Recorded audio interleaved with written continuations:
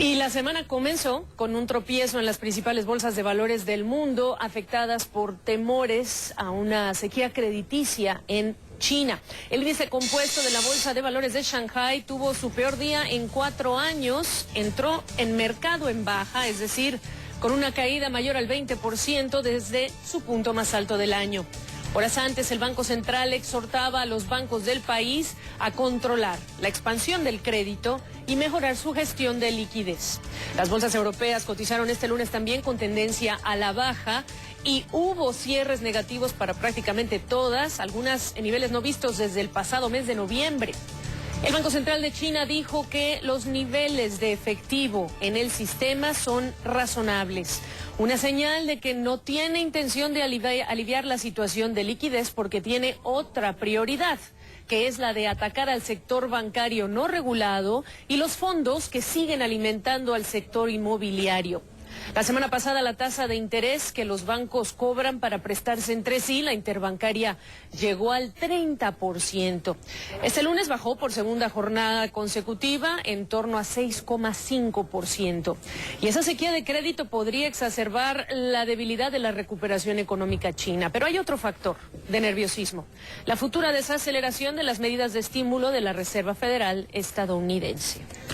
Vamos a Brasil, porque la presidenta Dilma Rousseff habló y se comprometió a buscar soluciones. La mandataria se comprometió a trabajar para solventar los problemas nacionales y dijo que propondrá un plebiscito nacional sobre una asamblea constituyente para evaluar reformas políticas. Esto según reportó el Wall Street Journal. Esta reacción de la presidenta llega después de las manifestaciones que se han extendido por más de 100 ciudades brasileñas durante más de 2 semanas. ¿Qué ofrece? Según reporta el Wall Street Journal, es visto de salud mejorar las oportunidades educacionales para los brasileños que desean estudiar profesiones médicas y aumentar el número de médicos que incorporará desde el extranjero. En transporte hizo una promesa inmediata: 22.300 millones de dólares en gasto adicional en proyectos de transporte público. En educación, dedicar todas las regalías de las llamadas reservas petroleras marítimas y ponerlas en educación. Y el tema número 1 para muchos, corrupción, hizo referencia, pero no especificó ninguna propuesta para manejar el problema.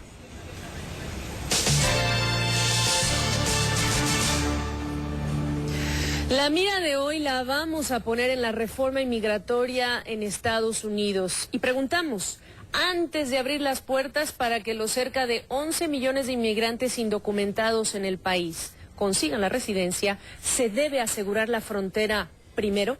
Esto es lo que pasa. Primero, el debate está en que los defensores de seguridad fronteriza, primero, ahí se quedó el debate. Después pasó a la legalización. Dicen que primero se necesita garantizar la seguridad de la frontera para evitar la entrada ilegal en el futuro. Y por eso piden varias cosas. De agentes fronterizos, actualmente en 18.500 el número, lo que supondría un agente por cada 300 metros. También ampliar la valla actual en casi 600 kilómetros. Piden también más equipo electrónico que incluye drones, sistemas de cámaras, radares, sensores y otros desarrollados en Irak y en Afganistán. ¿Cuál es el costo? 46.000 millones de dólares más en 10 años. Actualmente la seguridad fronteriza, ese rubro suma 18.000 millones de dólares al año. Otros argumentan que la seguridad ya está. Debe ser un prerequisito para comenzar con ese proceso de regularización de millones de inmigrantes que hay ya dentro de este país. La cantidad de personas que entran de manera ilegal, por cierto, ha disminuido de manera considerable entre los años 2000 y 2012. Además, por más segura que se quiera tener la frontera, los beneficios económicos y la seguridad que ofrece Estados Unidos seguirá siendo un imán que atraerá a muchos.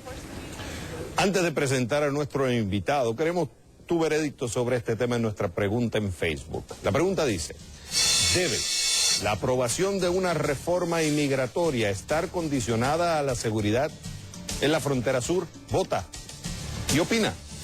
Te invitamos a participar, pero si prefieres enviar tu mensaje mientras escuchas la discusión, ya estamos listos. Las cuentas, @Jefrías y @XavierServiaCNN.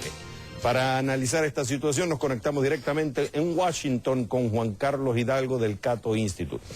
Juan Carlos, sabemos que tú estás en contra de este tipo de políticas, ya explicarás tus razones, pero quiero hacer una que acaba de pasar en el Senado.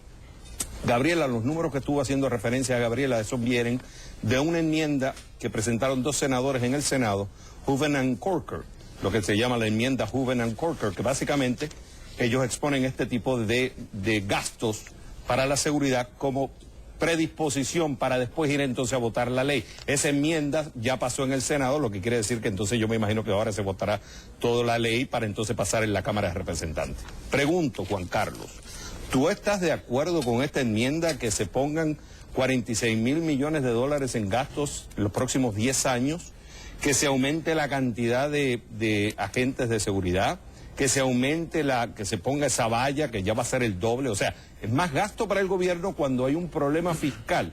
Te pongo esta salvedad. Un profesor de la Universidad de California dice, más seguridad ayuda a que menos personas entren de forma ilegal, pero dice, hay que tomar en cuenta el costo con la situación actual del gobierno en Washington. ¿Qué dices tú?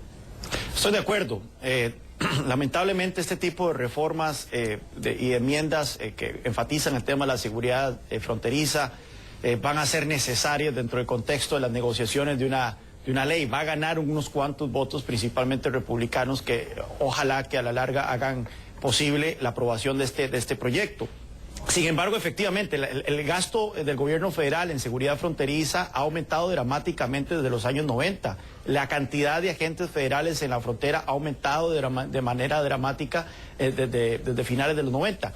Al final de cuentas, lo que determina la cantidad de gente que el país es la situación económica del país y, por supuesto, si existe un mecanismo legal para que la gente pueda venir. Si en verdad los senadores y los políticos aquí en Washington quieren que haya menos inmigración ilegal, lo que tienen que hacer entonces es crear los mecanismos legales para que la gente pueda venir de una manera legal a Estados Unidos, ya sean trabajadores poco calificados o trabajadores calificados. Ojalá que al final de cuentas los números que se están contemplando dentro del proyecto de ley vayan a ser aumentados, de tal forma que tengamos suficientes visas para trabajadores temporales y no tengamos que seguir apostando a estas medidas represivas para evitar la llegada de migrantes a Estados Unidos. Juan Carlos, saludos. Yo también quiero preguntarme, el saldo actual que ya hemos dado sobre esta seguridad en la frontera, que prácticamente con lo que vamos a ver suceder si es que se implementa, pues parecería más sellar la frontera que cerrar la frontera. Con ese saldo a favor sobre los cruces, sobre el tema de las deportaciones que han llegado a niveles que no se han visto en 40 años en Estados Unidos, y considerando que habrá una junta especial, un grupo de personas que estarán determinando si se cumple ese requisito para que se avance en el tema de permitir y de legalizar a estos indocumentados, ¿de qué sirve el saldo actual en el proceso de regularización de los millones de indocumentados? ¿De nada? Eso es lo que habíamos hablado en un programa anterior con Xavier, el problema la trampa que se está poniendo en este proyecto de ley, que dice que tiene que haber una tasa de efectividad del 90%. Para eventualmente avanzar en el proceso de regularización de los 10, 11 millones de personas que están de manera indocumentada en el país. Se cree que a punta de seguridad fronteriza se va a poder lograr esa meta. Sin embargo, hemos visto cómo, por ejemplo, el presupuesto y el personal de seguridad fronteriza ha aumentado varias veces en tamaño y en cantidad de efectivos desde finales de los 90, y la tasa de efectividad que se ha alcanzado es únicamente del 50%. En este momento hay una tasa un poco más alta debido a que los flujos migratorios han disminuido en los últimos años, pero no porque la seguridad fronteriza haya tenido